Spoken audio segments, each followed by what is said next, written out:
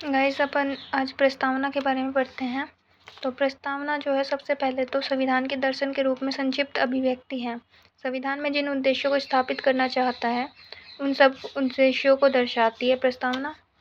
प्रस्तावना की भाषा शैली जो है ऑस्ट्रेलिया से ली गई है और प्रस्तावना का विचार अमेरिका की देन है। प्रस्तावना में संविधान के मुख्य उद्देश्य और प्रयोजन को स्पष्ट किया गया है।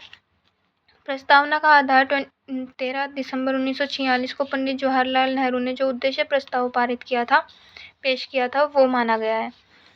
और संविधान की प्रस्तावना पर विश्व की 3 महान क्रांतियां, जो कि फ्रांसीसी क्रांति, रूसी क्रांति और अमेरिकी क्रांति हैं, इनका प्रभाव देखने को मिलता है। प्रस्तावना से रिलेटेड विशेष कथन देखें अपन तो कुछ खास है नहीं। मतलब के संथानम जो है उन्होंने बोला था कि 26 नवंबर को ही इसे प्रवर्तनीय कर दो। अल्लादी कृष्णा स्वामी अय्यर ने इस पर आपत्ति जताई थी और भविष्य के सपनों का विचार कहा था इन्होंने प्रस्तावना को। और एच.वी. कामत जो है उन्होंने ईश्वर का नाम जो है वो ऐड करने के लिए बोला था। और शिवलाल सक्सेना जो है ईश्वर और महात्मा के नाम को ऐड करने के लिए बोला था। एक केस था LIC of India versus India union of India 1995 का केस है। उसमें प्रस्तावना को संविधान का आंतरिक भाग कहा गया है।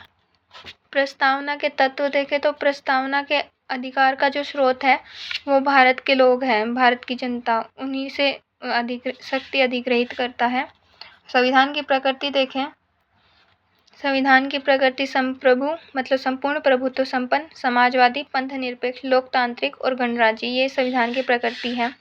संविधान के उद्देश्य जो हैं वो न्याय, सामाजिक, आर्थिक और राजनीतिक न्याय को स्थापित करना और विचार, अभिव्यक्ति, विश्वास, धर्म और उपासना की प्रतिष्ठा और अवसर की समानता और व्यक्ति की गरिमा और राष्ट्र की एकता और अखंडता को बनाने वाली बंधुता, ये इसके उद्देश्य हैं। अब जैसे न्याय है वो आर्टिकल 38 में से रिलेटेड है। स्वतंत्रता, जो ये स्वतंत्रता है वो आर्टिकल 19 के थ्रू दी गई है। जो समानता है वो आर्टिकल 16 के थ्रू दी गई है, ठीक है। और संविधान अंगीकृत होने की तिथि 26 नवंबर 1949, सब जानते हैं ये तो। संविधान का अर्थ निर्धारित करने के लिए किसे उपयोग किया जाता है। जहाँ संविधान के अर्थ को समझने में कठिनाई हो वहाँ प्रस्तावना का सहारा लिया जाता है। मतलब ये जो प्रस्तावना है वो संविधान का अर्थ स्पष्ट करने के लिए भी प्रयोग में ली जाती है। न्याय की बात करें तो इसमें रूसी क्रांति का प्रभाव है। 1917 की जो रूसी क्रांति थी, इसमें सामाजिक न्याय जो है वो जाति, धर्म, लिंग और जन्म स्थान, इन आधारों पर सामाजिक न्याय दिया जाता है। आर्थिक न्याय का आधार जो है वो आर्थिक स्थिति रही है और राजनीतिक न्याय का आधार सरकार के समक्ष बोलने का हक रहा है। इसके बाद अपन बात करें संविधान, जो प्रस्तावना है संविधान की वो अमेरिका की घोषणा के समान है, घोषणा से भी ज़्यादा है बल्कि, ये बोला है H. हिदायतुल्लाह ने। इसी के साथ प्रस्तावना जो है संविधान निर्माताओं के विचारों को जानने की एक कुंजी है, ये अर्नेस्ट बारकर ने बोला है। और प्रस्तावना संविधान की राजनीतिक कुंडली इसी के मुंशी ने बताया। नाना पालकीवाला ने इसे परिचय पत्र कहा है। ठाकुर दास भार्गव इसे आत्मा और आभूषण बोलते हैं। और M. हिदायतुल्लाह है, ये N. हिदायतुल्लाह है जो मूल आत्मा बताते हैं इसे। क्रांति, जो फ्रांसीसी क्रांति का प्रभाव प्रस्तावना पर पड़ा, उसका परिणाम हुआ कि हमें स्वतंत्रता, समता और बंधुत्व ये सब प्राप्त हुए। अमेरिकी क्रांति से हमें राजनीतिक स्वतंत्रता और व्यक्तिगत स्वतंत्रता प्राप्त हुई। और रशियन क्रांति से इकोनॉमिक जस्टिस मतलब आर्थिक न्याय और सामाजिक आर्थिक मतलब ये तीनों ही न्याय प्राप्त हुए हैं हमें। इसके बाद ये एक क्वेश्चन है कि प्रस्तावना को संविधान का सबसे सम्मानित भाग, संविधान की आत्मा, संविधान की कुंजी, संविधान का आभूषण, वह उचित स्थान जहाँ से कोई भी संविधान का मूल्यांकन कर सकता है, ये कहने वाले सदस्य कौन थे। तो इसका आंसर है ठाकुर दास भार्गव। अब इम्पोर्टेंट केसेस देख लेते हैं। तो पहला रीज़न क्या है इम्पोर्टेंट केसेस का कि संविधान का भाग, प्रस्तावना संविधान का भाग है या फिर नहीं है। तो पहला केस था 1960 का बेरुबारीवाद, जिसमें प्रस्तावना को संविधान का भाग नहीं कहा गया। सेकंड, केशवानंद भारतीवाद जो है वो केरल सरकार के विरुद्ध था।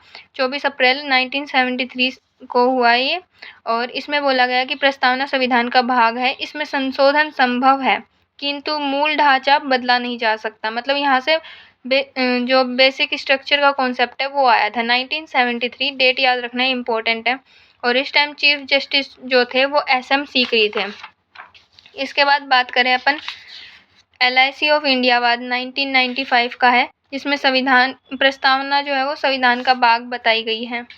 SR बॉम्बेवाद 1994 का, और इसमें भी सेम रिजल्ट था, प्रस्तावना को संविधान का भाग बताया गया।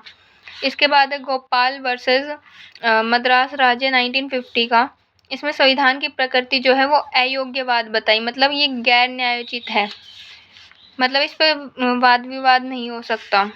इसके बाद में सज्जन सिंह वर्सेस राजस्थान 1965, प्रस्तावना जो है संविधान के सदस्यों के मस्तिष्क की उपज बताया गया है।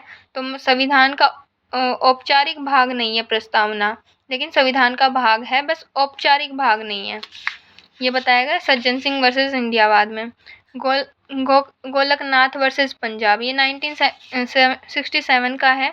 सुप्रीम कोर्ट ने निर्धारित किया कि प्रस्तावना संविधान सभा के सदस्यों के कार्यों का निचोड़ है, अर्थात ये शाश्वत आत्मा है। अब प्रस्तावना में जो संशोधन है वो देख लेते हैं। तो एक ही बार संशोधन हुआ है 42nd कॉन्स्टिट्यूशनल अमेंडमेंट 1976 के थ्रू।